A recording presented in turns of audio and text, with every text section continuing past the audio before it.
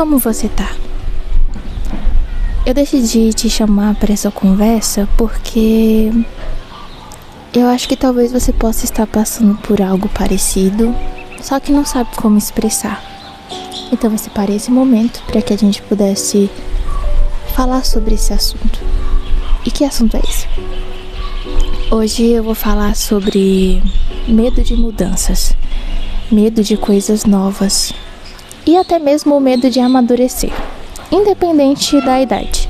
Eu digo independente da idade porque a gente nunca para de aprender. Mesmo as pessoas mais velhas sempre têm que aprender ou sempre tem algo a ser resolvido na vida. Então, talvez você esteja passando por esse tempo. Eu sempre fui uma pessoa que teve muito medo de mudanças. Eu gosto de rotina, eu gosto de ter a certeza das coisas que vão acontecer naquele dia. Eu sei que é impossível, então é óbvio que muitas vezes eu vou me sentir frustrada. Porém, eu gosto quando as coisas seguem aquele ritmo ali. E talvez você seja assim também. Então eu sempre tive medo de coisas novas, experiências novas, ter que fazer alguma coisa pela primeira vez, sem ninguém ter me ensinado. Porque eu sempre fiquei com medo de fracassar naquilo. Não era um medo de fazer aquela coisa em si, mas tinha um medo muito grande dentro de mim de fracassar. Então eu preferia fugir, ficar ali no meu lugar de conforto. E muitas vezes quando eu pensava no processo de amadurecimento, eu ficava com medo do que Deus poderia fazer para me fazer amadurecer. Isso é muito ruim, porque quando a gente fica com medo de Deus, do que Ele pode fazer para que a gente amadureça, a gente acaba se afastando de forma inconsciente. Talvez você esteja ali tendo seu momento devocional, tendo seu tempo com Deus, mas o seu coração não consegue confiar completamente no Senhor.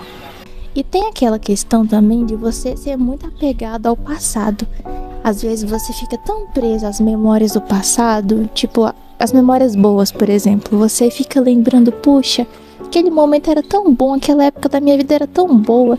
Eu gostava tanto de ser criança, ou eu gostava tanto de estar na faculdade, ou eu gostava tanto de estudar, de estar na escola, ou com os amigos que eu tinha. E aí você fica tão preso nessas memórias do passado que você pensa, puxa, acho que nada vai ser tão bom quanto aquilo foi uma vez. E é muito sério também quando você fica preso às memórias negativas de coisas que aconteceram, fracassos e coisas que as pessoas podem ter feito pra você. Você olha pro futuro e pensa, não vai dar certo, porque não deu lá atrás. Só que Deus não quer que você fique olhando pro passado, Ele não quer que você fique olhando pra trás e pensando, Deus não vai fazer nada mais do que aquilo. Não, Ele quer que você olhe pro futuro com expectativa. E você pode ter percebido que, enquanto eu estava falando aqui, eu falei muito sobre medo de falhar, medo do futuro, medo do que Deus vai fazer, medo de amadurecer. E aí, você percebe que uma palavra se repete muitas vezes? Medo. A gente deu um lugar tão grande pro medo na nossa vida que ele dirige tudo. E você pode até dizer pra mim que você confia que Deus está dirigindo a sua vida, mas você deu lugar ao medo. Parece que o medo está dirigindo a sua vida. Muitas vezes eu percebi que eu estava deixando o medo dirigir a minha vida. O medo decidia que amizades eu poderia ter, o medo de decidir o que eu poderia fazer, que tipo de oportunidades eu poderia aceitar. Então eu dava esse lugar de autoridade para o medo. E às vezes eu ainda dou. E é quando eu peço ajuda para Deus, para que Ele lance fora todo o medo.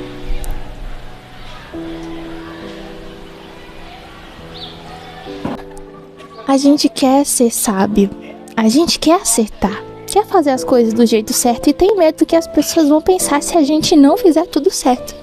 Mas a Bíblia diz, através do livro de Provérbios, que a sabedoria ela pode ser adquirida de diversas maneiras. A gente pode aprender observando, a gente pode aprender ouvindo, a gente pode aprender com os erros dos outros, pode aprender com as instruções das pessoas mais velhas, dos nossos pais. Mas o temor do Senhor é o princípio da sabedoria. E uma forma de você aprender e amadurecer, ser mais sábio, é através da disciplina. A disciplina que Deus faz na nossa vida No começo não parece boa, mas ela é. O pai disciplina aquele a quem ele ama. Então, se ele te ama, ele vai consertar coisas em você que talvez possa doer um pouco no começo, mas vai ser bom.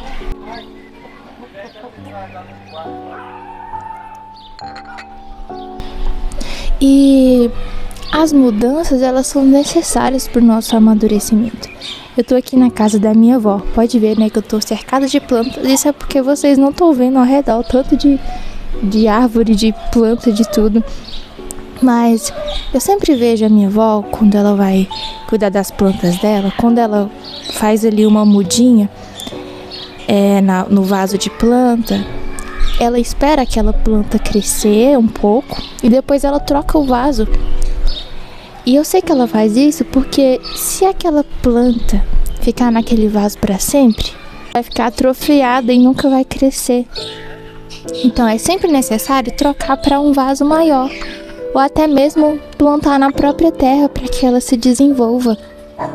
Então, às vezes a gente está querendo permanecer em um lugar que ou vai nos matar ou vai nos atrofiar, e não é isso que Deus quer. A gente não pode viver a vida toda com uma roupa só. Nós precisamos crescer em algum momento. Nós precisamos amadurecer. E eu digo isso não pela idade. Talvez você seja uma pessoa mais velha que nunca saiu da sua zona de conforto. Nunca chegou a um amadurecimento que era necessário. Tudo que Deus faz por nós é para o nosso bem. Todas as coisas cooperam para o bem daqueles que amam a Deus e que são chamados segundo o seu propósito. E aquele que começou a boa obra em nós, ele é fiel para cumprir até que Jesus volte para nos buscar. E tudo tem um tempo certo. Tá, Joyce, mas como é que eu posso superar isso? Como é que eu supero essa dificuldade? Primeiro, fale com Deus. Não tente resolver do seu jeito. Se você tem medo, você tem que falar com aquele que pode expulsar todo medo. E diga para ele fazer o que for necessário na sua vida. E não se preocupa. Não fique com medo, porque não existe ninguém no mundo inteiro que se importe mais com a sua vida do que Deus. A segunda coisa que eu vou dizer para você é: busque andar com pessoas mais velhas e mais sábias que você. Eu sei que nem sempre isso vai ser possível, mas sempre que você tiver a oportunidade de conversar com pessoas mais velhas e mais sábias, escute o que elas dizem, ou até mesmo peça conselhos, porque elas têm mais experiência e maturidade que você, e isso vai ser bom para te ajudar nesse momento que você está passando. A próxima coisa é: aprenda com seus erros e se recupere fácil. Eu sempre fui de ficar remoendo as minhas falhas. Eu sempre... eu não consegui fazer isso. E quando a gente fica pensando no que errou, a gente esquece de começar de novo. E não é isso que Deus quer. A gente errou, não conseguiu, levanta e começa de novo. O que define a nossa vitória não é a perfeição durante toda a caminhada, mas é a persistência em continuar correndo e caminhando. Confia nos planos de Deus. Confia no que Ele tem para você. E não pule os processos. Eles são muito necessários para sua vida. Não pule os processos.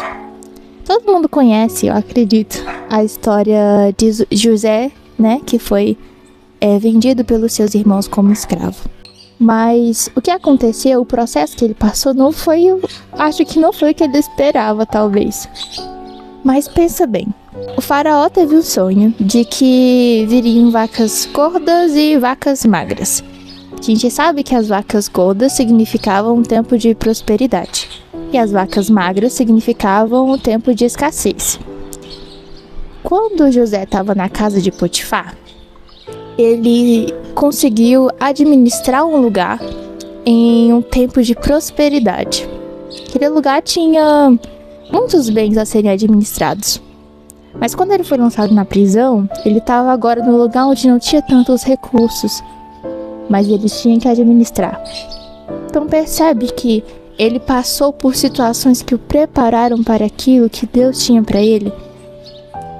E quando eu estava lendo a história esses dias, eu percebi que José, ele pede ali ajuda pro copeiro, para que o copeiro se lembre dele e o faraó possa tirar ele de lá. E o copeiro se esquece dele. Já imaginou se ele tivesse saído antes do tempo daquele processo? Se o escape que ele queria ali realmente tivesse tirado ele daquele lugar? O que teria acontecido com o Egito? O que teria acontecido com a sua família? O que teria acontecido com as pessoas naquele lugar? Então entenda que o processo que você vive está te preparando para algo melhor. Mas que isso não é só para você.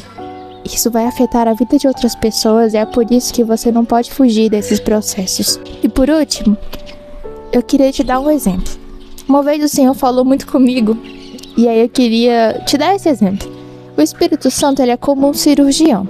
Quando você deita numa mesa de cirurgia, o cirurgião não espera que você vá e faça a cirurgia em si mesmo enquanto ele está de braços cruzados e diz: não sei não, isso aí você não tá fazendo direito.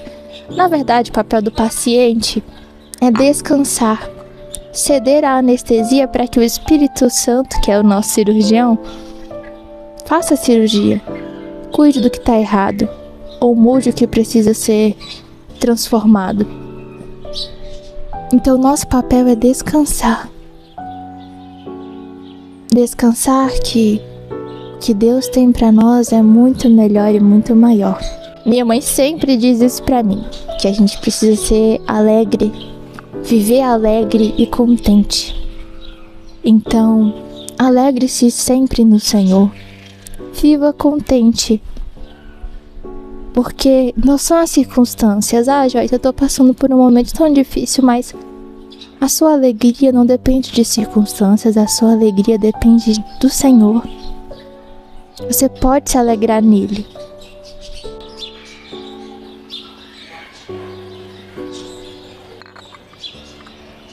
Bom, meu café acabou. Eu espero que a gente possa ter uma conversa como essa em breve. Mas até lá, não pule os processos. Tenta fazer alguma coisa nova, diferente. E se você tá sendo meio que forçada ou forçado a viver um novo tempo, não foge disso. Porque enquanto você não deixar as coisas velhas para trás, você nunca vai experimentar o novo de Deus para sua vida. Eu espero que você fique bem e que Deus cuide da sua família.